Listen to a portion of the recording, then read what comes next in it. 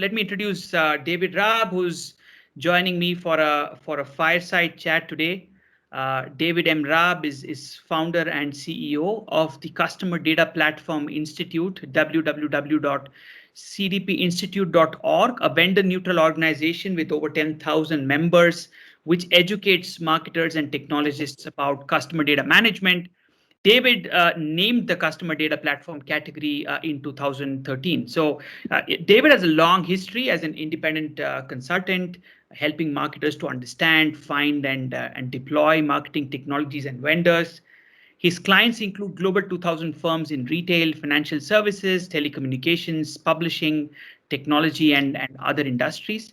He began his career as a marketer in publishing and continuities. David holds a bachelor's degree from Columbia University and MBA from the Harvard Business School. He has written hundreds of articles and blog posts on marketing technology and regularly speaks and teaches at events around the world. We're so thankful to have you here this morning. David, warm welcome to the Lemnisk Customer Data Platform Summit. Thank you, Subra. Pleasure to be here. Good to see you. Good to see you too. David, and let me start by asking you this. Last December, when the world was, I guess, between multiple waves of the pandemic, you talked about key martech plot lines for 2021. That was quite brave. Did you actually expect you would get grilled on those predictions? I thought you were going to say it was brave because we didn't know if the world was going to make it another year. It did seem to be a little in question at that time. But no, I did not expect, you only make predictions on the assumption that people are going to forget them immediately, just so you sound clever at the time. But now you've caught me to rights here. Yeah, so let's see if you're Nostradamus, David. So I thought we would just talk through those four key martech plot lines that you called out. I will just sort of take them one by one and sort of let's just sort of throw it around a little bit and see how that sort of prediction panned out, right? So the first one, David, the first of these. So you said data will, and I quote you, will become more accessible. That marketers want to be data driven is old news. What's changing is that years of struggle is finally yielding progress towards making data more available and providing the tools to use it. As with digital advertising, the pandemic has accelerated an existing trend, achieving in months digital transformations that would otherwise have taken years. So I think this is a fairly straightforward one. I mean, obviously, we did see a lot of this happen, but how did you see this play out through the year, maybe in terms of timeline and in terms of how this adoption happened? Well, I think it did play out, certainly. The CDP Institute, industry rather, where I spend most of my time, certainly had a very good year. The acceleration of digital transformation, which was caused largely by the pandemic, really increased the demand for data because many companies quickly realized that they couldn't do digital transformation unless they had the data to base it on. So there was a huge amount of energy that was put into finally getting all the data they knew was there, but they knew it was siloed, and they were having all kinds of challenges in getting it together and really just sort of moving aside a lot of the barriers, which are more organizational than technical, and actually making it happen and then using it. So we saw a huge amount of progress in that, definitely. And did you see, David, in this adoption, did you sort of feel like certain industries were already there and maybe certain other industries were sort of playing a catch-up game? I mean, how did you see that pan out? Some industries are definitely ahead of others. I think every industry showed advancement, even the ones like retail, which in particular had done a pretty good job with their data already. Online retail, e-commerce, partly because it's easy, because it's all online, so the data is relatively accessible compared to trying to get data out of a POS system in a physical retail store. But even those guys have advanced quite substantially. Financial services, which had been a bit of a laggard, actually showed good progress. The travel industry had a tough year. So I can't say we saw a lot of activity in that industry. But telecom, certainly, we saw good advancement. And B2B showed huge growth Yeah. Really just even in the last 6 months, we're just B2B just is popping up all over on the data side. A lot of intent data becoming more available that hadn't been. I think one of the things, maybe we'll talk about it later, about data availability was people were worried about privacy. And although privacy definitely has had a huge impact, it did not shut off the flow of data as many people kind of feared it would. In fact, if there seems to be more third-party data sloshing around the world than ever, privacy rules notwithstanding. Now we'll see if that changes, because some of the more recent changes, from Apple with ATT and the IDFA and all those things, and some of the changes that even Chrome is making, even though that they deferred the deprecation of cookies, those are beginning to have an impact and beginning to make some change in the availability of data. But at the moment, there's still just a flood of it out there. I mean, I'll come back to data availability and privacy. I think you touched upon a very, very important topic in the context of CDP especially.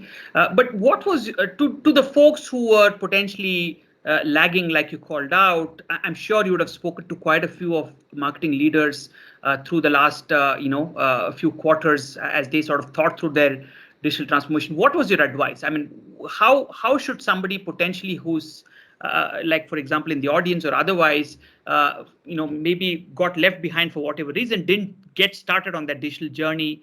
What's your advice to them in terms of how to get started now and sort of be effective? Well, the advice for getting started really doesn't change, pandemic or no pandemic. It's all about understanding what your use cases are, what you're trying to accomplish, being realistic in your goals.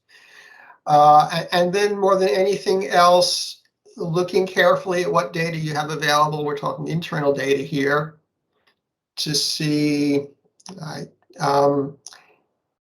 if the data is really usable.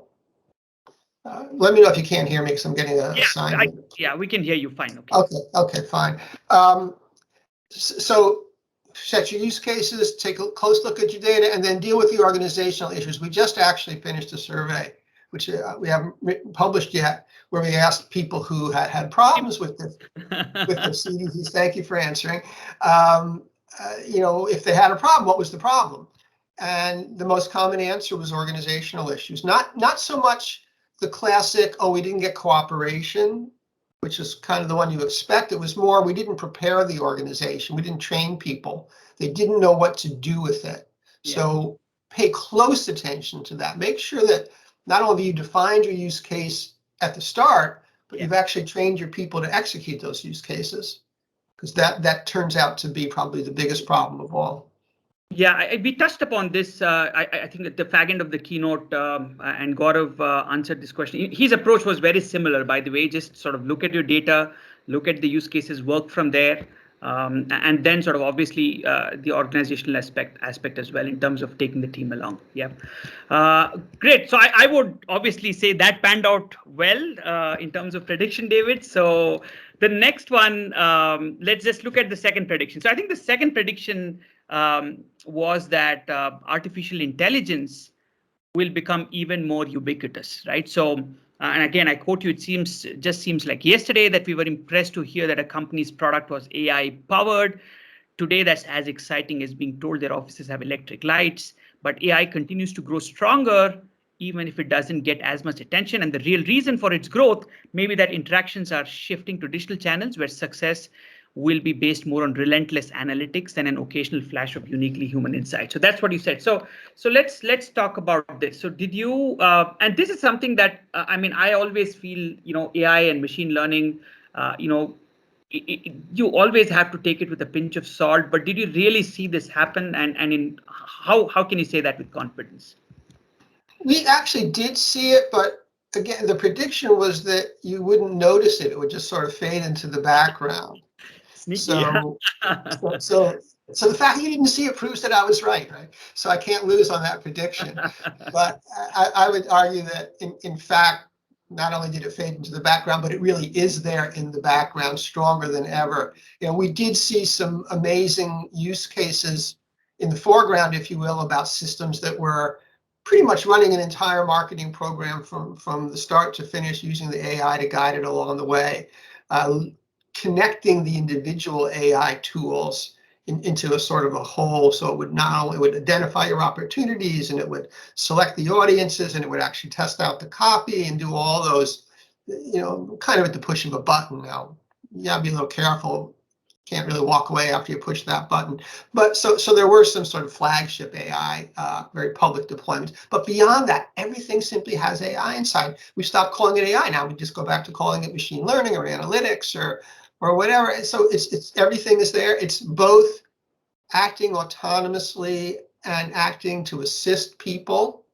So not necessarily replacing the analysts or the marketers or the users, but showing them things, making suggestions, pulling out nuggets of information that they might have missed or patterns they might not have seen, and just making their jobs a little easier. Doing data prep, there's been a huge amount of progress in the past year in using AI to handle the data preparation steps, understanding what data is in your systems, checking the quality of it, improving it, making fixes, cleaning it. Those are all things that traditionally have been very, very labor intensive.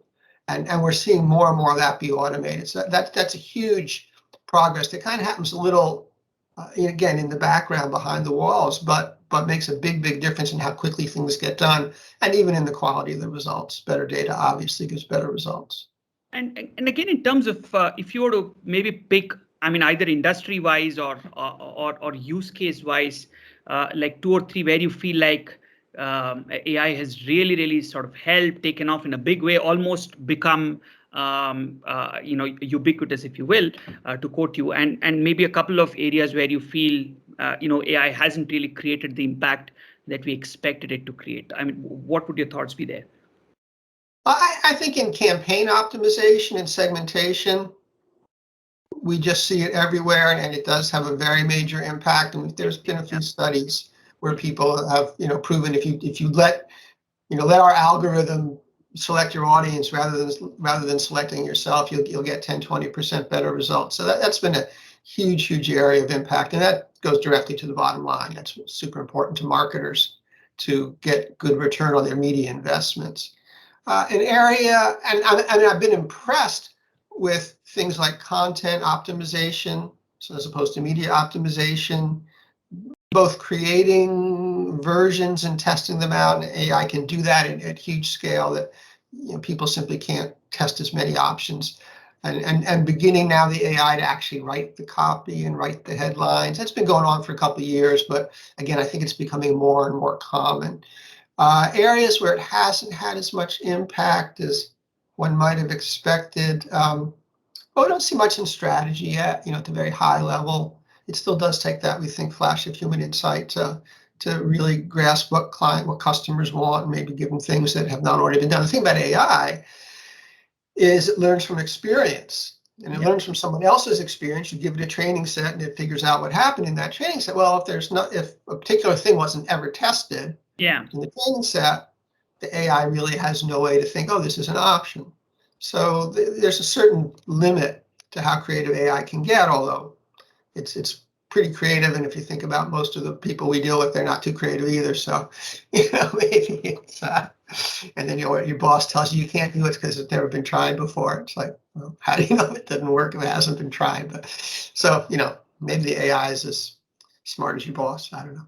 I guess part of it, I mean, compared to a decade back, David, if you look at, the evolution of AI, it's almost become so easy to adopt. I mean, you can just with a few clicks set up your own model, deploy it, test it out. So, I mean, I think it's fair to say that the compared to a decade back, the infra and the algo itself isn't as important anymore. I mean, at the cost of sounding, or trivializing this, it's maybe getting commoditized very quickly, right? So, so where is the value then? Is it in the data itself? Is it in the uniquely human insight or the strategy that comes at the top, that flash that creates value? Where do you see for somebody trying to start again, let's say on this journey, where should they start? I mean, how do they make this sort of deliver? Well, just because something is commoditized doesn't mean it doesn't create value. Okay, my cell phone is commoditized. It still creates a lot of value for me. So is my computer. So don't confuse the two. If you're a vendor, it's a different story. You don't want to be selling commodity product, but as a consumer, you're very happy to buy a commodity product. So the fact that the AI algorithms have in fact been commoditized, I totally agree with that. Doesn't mean they're valuable. It means it's actually easier for you to use, and the value then is created for the user in how they apply those systems. It's created in how I apply my computer, not in the fact that I have a computer. Whereas 30 years ago, just having a computer actually gave me a lot of value. So the places you're going to get it are going to be in which data you feed it, what you train it on, and the more unique your data and the more cleverly you pose the questions, the more value you're going to get out of that. So getting good data and getting unique data are even more important in the AI world than they were in the non-AI world. And then being able to use the stuff. I mean, it always comes out to activating, right? We can get brilliant insights out of the AI, but unless we push them out to the edge and we either act on them outside of the AI system, which is okay, we have an insight, we create a campaign based on that insight, and now the AI is no longer in the picture, we built the campaign, or we use the AI as part of the tool, so the system is interacting with us in real time using the AI to give better responses to whatever situation it's posed with. Those are areas where AI will continue to create true value regardless of the commodification status of the AI technology itself. Fantastic. On to the third one. This one, I think, was probably the most interesting of the lot, and I would love to really understand because I think it's a bit of a mixed bag in terms of how you see evolution happening. But your third prediction was, and I quote you, blockchain will quiet down. And you said, I list blockchain only to point out that's been an underachiever in the hype generation department. So talk about the prediction itself. How did you see that pan out? But I think also talk to us about, do you actually see this changing now, at least in the next few quarters? Because I mean, I would say decentralization and blockchain almost seems to be inevitable in the so-called Web3 world we're headed into. So do you see this changing, or do you continue seeing this? You don't seem to have a particularly very positive outlook to this. So talk to us about that. Well, again, it's not so much that blockchain is not valuable as that we really have not heard that much about it as we used to. We used to hear about AI and blockchain kind of as frequently as each other, and now we hear about AI tons, and blockchain every now and then comes up. Blockchain, I think, from a publicity standpoint, was tarnished because of the cryptocurrencies. It was so closely associated with that, and there's considerable concern about whether those are a scam or not.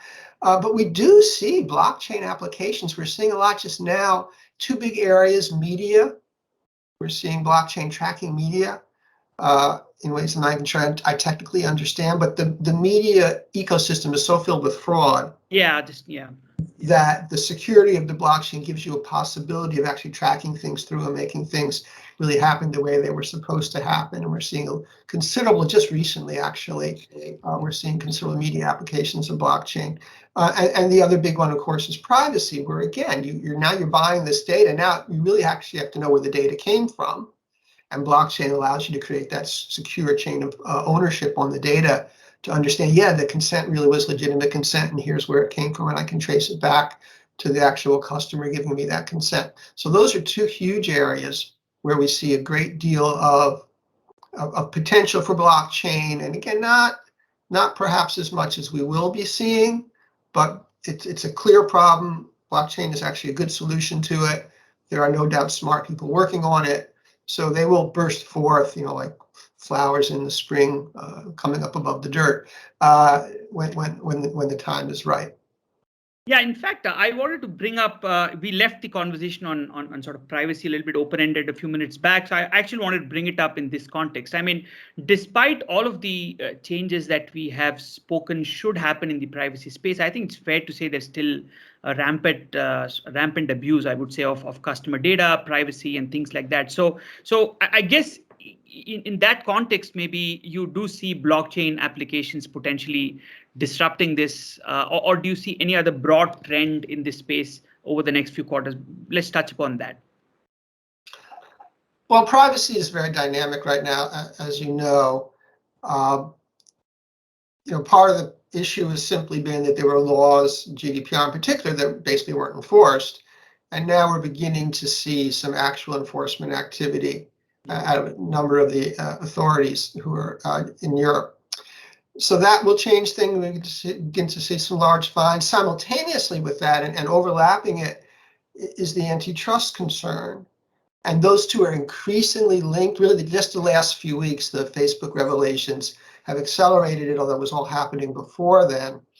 We're in that period of time, people are going to say, the reason that these people can get away with privacy violations is because they're monopolists. Yeah. So people don't, even though people don't want their privacy violated, they have no choice but to deal with these companies. So there is very much a connection between monopoly and antitrust on the one hand and privacy violations on the other. And as the regulators and the governments and, dare I say, politicians actually recognize this, which they finally seem to have gotten, there could be some fundamental changes. This whole notion of, surveillance economy or surveillance advertising, which had seemed somewhat radical 2 years ago, has suddenly become very widely understood and increasingly accepted. So we're finally beginning to see people say, maybe we just should not allow the collection of this data.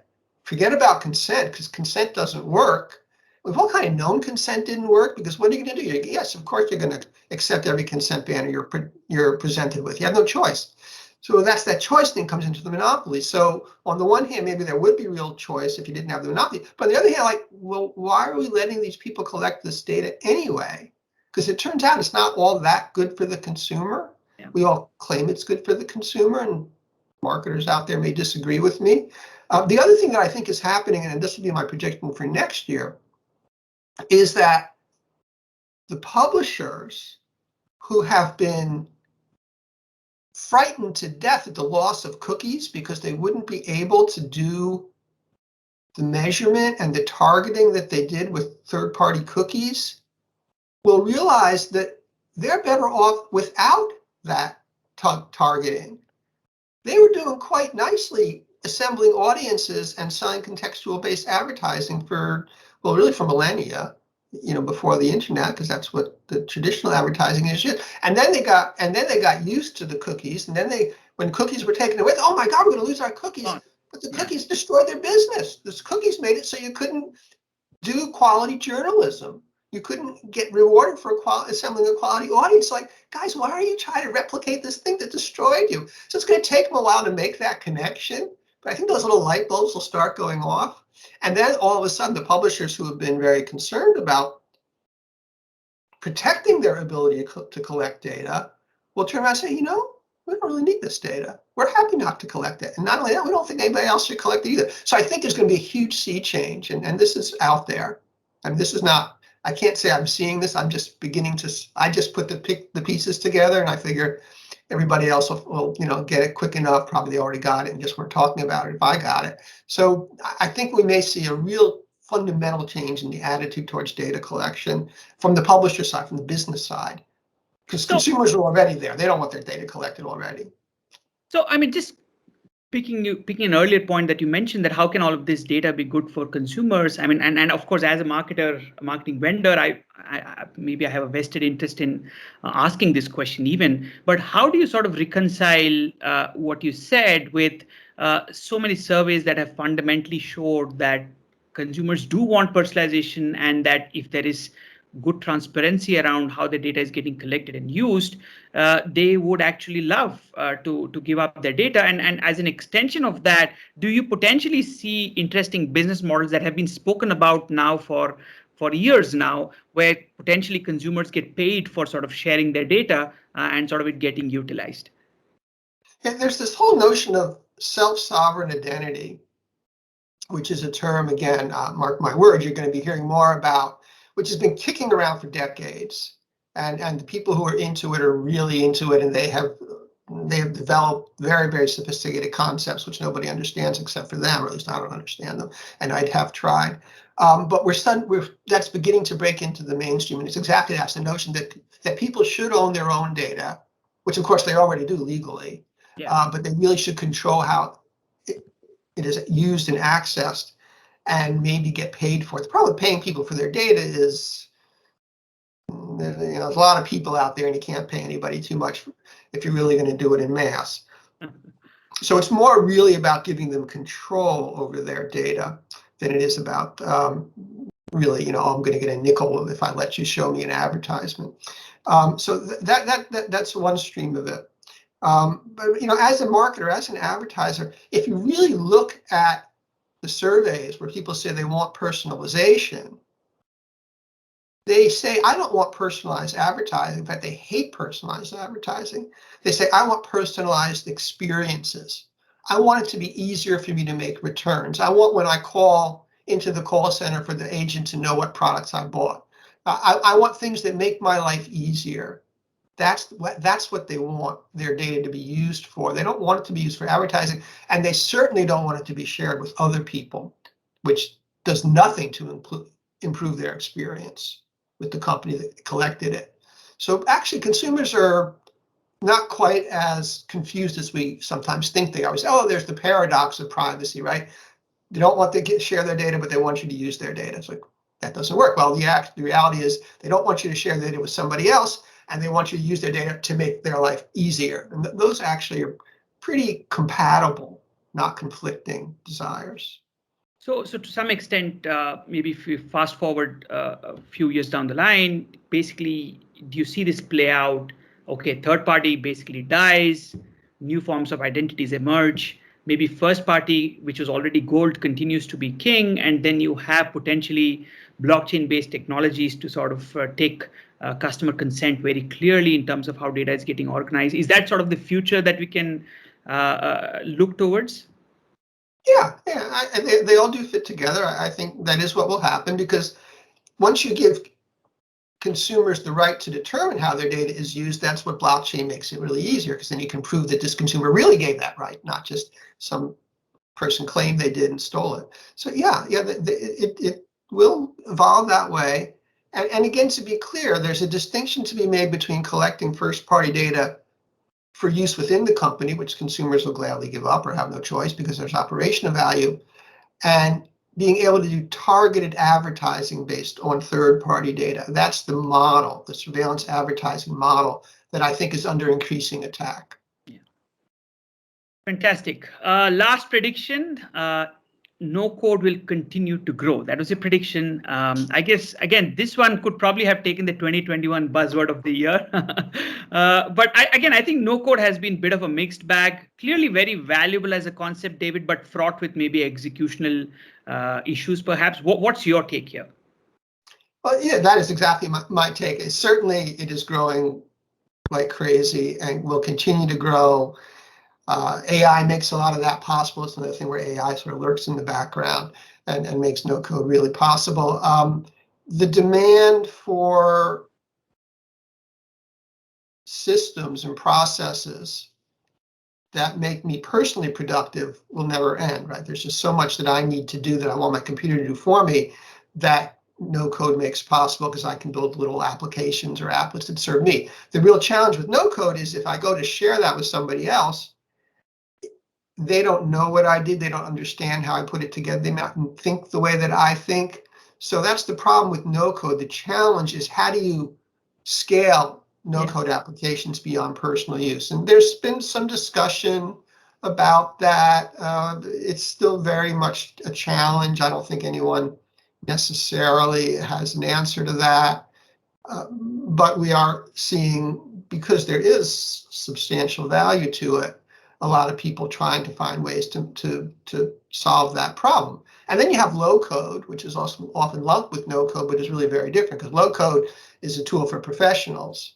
So that's a productivity enhancement for developers, as opposed to no code, which is a tool for end users or business users. And there's obviously some overlap. They are pretty different. And of course, low code also is growing tremendously. But low code, because it is just a productivity tool, I say just, doesn't jump out as such a radical change from what you've already been doing. I still have developers doing work. It's just all of a sudden they're getting a lot more work done, which I'm glad to hear that, right? Well, low code is what's making that happen, but it doesn't jump out at you in the same way it does when your 6-year-old comes up and say, hey, Dad, look at this app I just made.